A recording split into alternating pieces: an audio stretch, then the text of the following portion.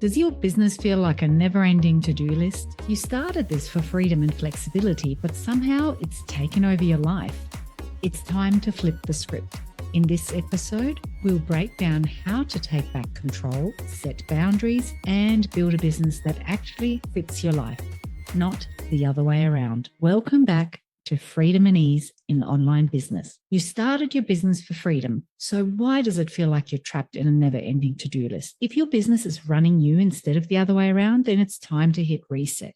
In this episode, we're going to talk about how to take back control, design a business that fits your life, and finally create the time freedom you wanted in the first place. So first, let's talk about how to design a business that aligns with your life. Too many entrepreneurs build a business that then dictates their schedule, their energy levels, and their priorities, instead of creating one that supports their dream life. So you want to be asking yourself, am I making decisions based on what I think I should do, or based on what actually feels right for me? Does my business allow me to live the lifestyle I truly want? Or have I set myself up for failure? A great example of this is when people just box themselves into a corner by committing to really long coaching programs with VIP clients, and they find that they're chained to their desk the whole week. And then they can't do things like what I do, which is take off to Europe for 3 months at a time to completely escape winter.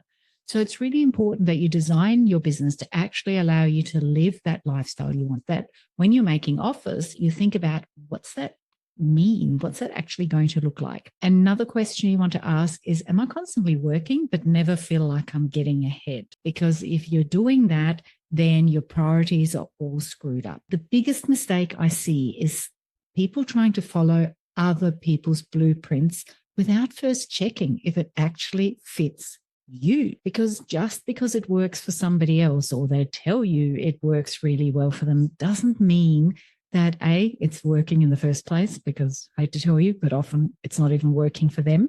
And B, it certainly doesn't mean that it's going to be the right fit for you.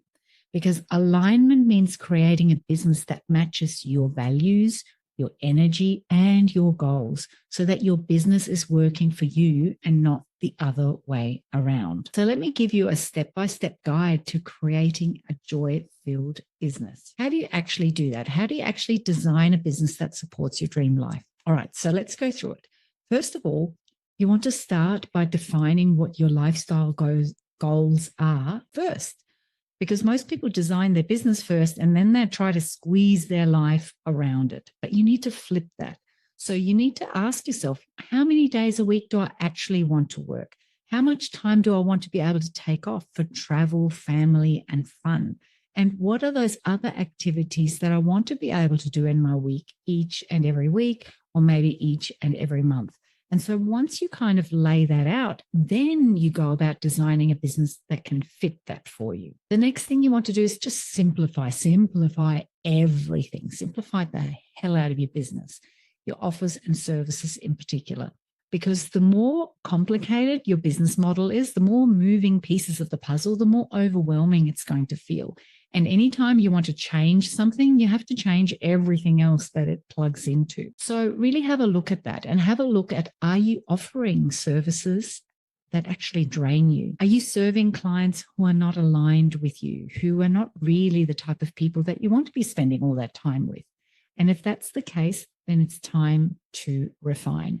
How do you want to be spending those working hours? Do you want to be spending them serving high-level clients one-on-one? Do you want to be spending them off at a beautiful location running VIP retreats? Do you want to be spending your time in your business running group coaching programs and creating communities? Think about what actually lights you up.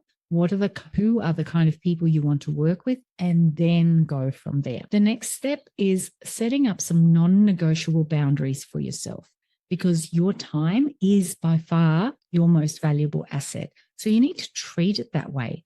So decide upfront, when am I willing to work and when am I going to unplug? What are my hard no's? And then set up your calendar to reflect the business and the life you actually want. And we are so damn blessed these days because we have amazing tools like Acuity, which basically acts like a gatekeeper, like a highly effective executive assistant that manages your diary and says, nope, nope, nope.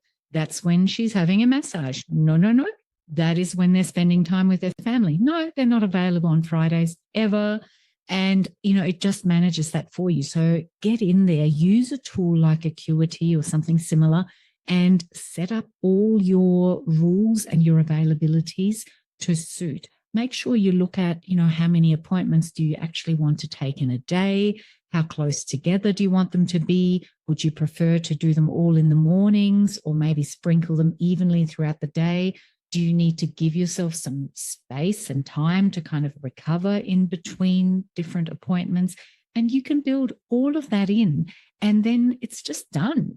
It's done because all you have to do is send out your link and it's already built into that for you. You don't have to keep finding yourself in a position where, oh, damn, I haven't stuck to my boundaries yet again. Here I am resentful because I agreed to do something that I actually didn't want to do. So you just let the link do the work for you. It's really great. It's great for people who struggle to hold on to their boundaries or to keep their boundaries, which I've had trouble with myself in the past. It's not a nice feeling disappointing people. And I do want to try and do everything I can to help and to be supportive. And then sometimes in the past, I would say yes to, working in the evenings when really they don't really want to be working with me because my energy is not particularly high in the evenings, or early in the morning when my brain isn't even functioning yet, or, on a weekend where I actually want to just be unplugging and taking time out. So set all that up beforehand, make it easy for yourself. Now, the next step is just to automate and delegate a whole lot more. And what I actually want to add here as well, before you automate or delegate anything, just consider whether it should just be deleted in the first place. Because a lot of the time it can be deleted with barely any significant impact. But you definitely don't have to do everything yourself. So ask yourself, where can things be simplified? What can be automated? And where can you get support so you can focus on what truly matters? Getting support doesn't mean you have to pay a large salary. It can just be literally $20 or $30 a week that you're paying a virtual assistant just to take care of those routine tasks that still end up taking you a couple of hours and, are a drain on your energy. And automation really should happen anytime you're going to do something more than once. As soon as you catch yourself doing exactly the same thing again a second time, it's time to think about automation. And again, we're so blessed. We have so many amazing tools that will automate things for you. And if you're not sure how to do it, then pay somebody to automate the process. Just do a Loom video where you capture exactly what you're doing, or you bullet point down exactly what you need done, how you like it done. I'm personally a big fan of know how to do it yourself and design the process so that you understand, and you also make sure that they're not going to build in a whole lot of unnecessary things. And then you can hand it over and say, please automate this for me. Document this automation. Get me a document with all the links so that I know where to find things and set it all up. And that's money really well spent. The next bit is trusting what feels good, not just what looks good on paper, because success isn't just about revenue. It's easy to get caught up in, I need to make more money. But really, at the end of the day, your business is about freedom, fulfillment, and very importantly, sustainability. So if something in your business feels heavy or forced, it might be a sign to pivot and to readjust. Because if it's not sustainable for you, it means that you're going to be self-sabotaging and getting to the level of income that you want. If that means pushing harder and it's not sustainable, then it's not going to happen for you anyway. And you'll spend a whole lot of time and energy wasted and feeling frustrated that things aren't working and wearing yourself out. That is a surefire recipe for burnout. Okay, so let's talk about the magic of alignment and why it creates flow, freedom, and abundance. When you're in alignment, everything just feels lighter, easier, and life feels incredibly abundant. When you're in alignment, you attract the right clients effortlessly. You feel energized instead of drained, and you make decisions faster and with more confidence. And the reason is that you're putting out this energy that says, I'm in the right place, doing the right thing. I'm loving it and I'm open for business, right? And so you show up from that space, people pick up on that, and they are naturally going to gravitate towards you. And because you have confidence and feel great about what you're doing, you're going to be moving so much faster and with more decisiveness and clarity. And I've seen this so many times where, I've worked particularly in this area with VIPs in the past, and they've had their business, it's doing all right, but it wasn't quite in alignment. And so there was always the ceiling they would hit.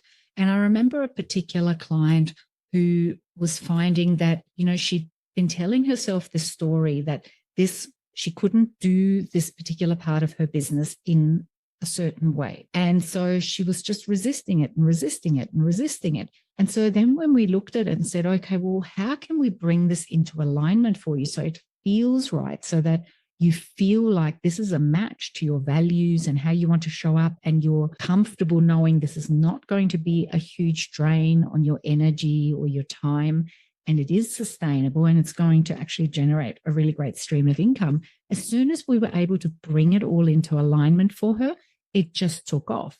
And now it's this amazing multiple six-figure income stream for her that she really has to do very little to keep rolling along. So when you feel that something's not in alignment, it doesn't necessarily mean that you need to ditch it. It just means that you really need to acknowledge it, and then you need to tweak it. So final takeaways. Your business should feel expansive, not restrictive. And if it doesn't, it's time to make some shifts. Start asking yourself, how can I make my business work for me instead of against me?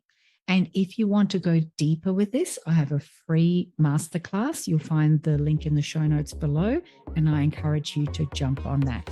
And please, if you haven't yet, hit subscribe so you don't miss any future episodes, and come hang out with me on Instagram, either at Miriam Castilla or at Freedom and Ease Academy. I'll see you in the next episode. Have yourself a most gorgeous day.